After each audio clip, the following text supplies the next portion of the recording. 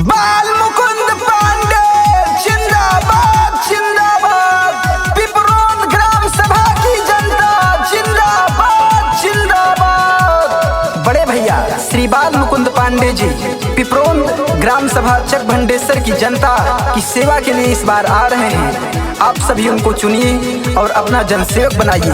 भाई गोविंद पांडे के सहयोग से मैं आपका भाई अवधि भोजपुरी गायक विकास पांडे पिपरोद ग्राम सभा की जनता के पास एक प्यारा सा गीत भेज रहे हैं। सुने और शेयर करिए। आसरा म्यूजिक। भैया के बहुत बोलबाला चारी ओर बटेन कर हाला।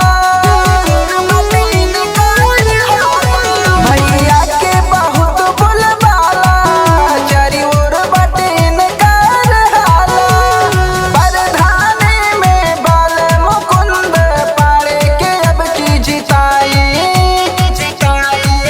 पिपरोद ग्राम सभा से परधान बनाई। भारी मतों से विजयी बनाई। पिपरोद ग्राम सभा से परधान बनाई। वसूलों पर जो आए आज तो टकराना जरूरी है। वसूलों पर जो आए आज तो टकराना जरूरी है।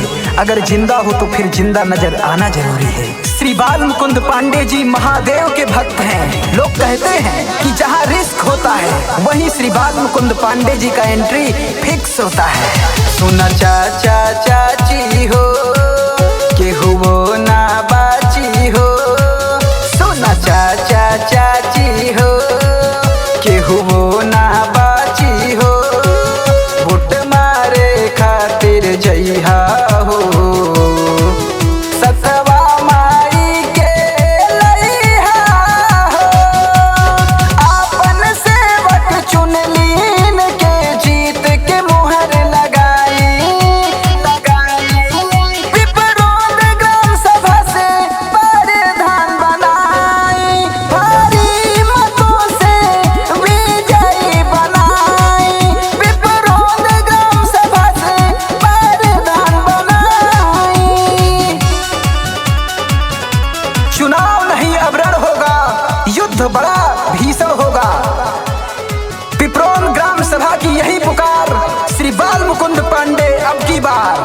जीती हैं जो भैया चुनाव चमकई हैं गांव गिराव। जीती हैं जो भैया चुनाव चमकई हैं गांव गिराव।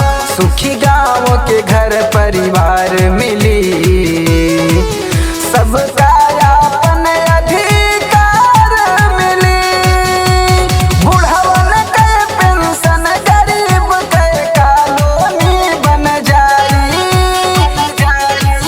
पिपरोद ग्राम सभा से परधान बनाई। भारी मतों से विजयी बनाई।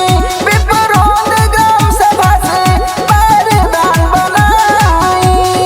लहरों से डरकर नौका पार नहीं होती और कोशिश करने वालों की कभी हार नहीं होती। तो इस बार पिपरोद ग्राम सभा से श्री बाल मुकुंद पांडे जी को प्रधान बनाना है बनाना है बनाना है।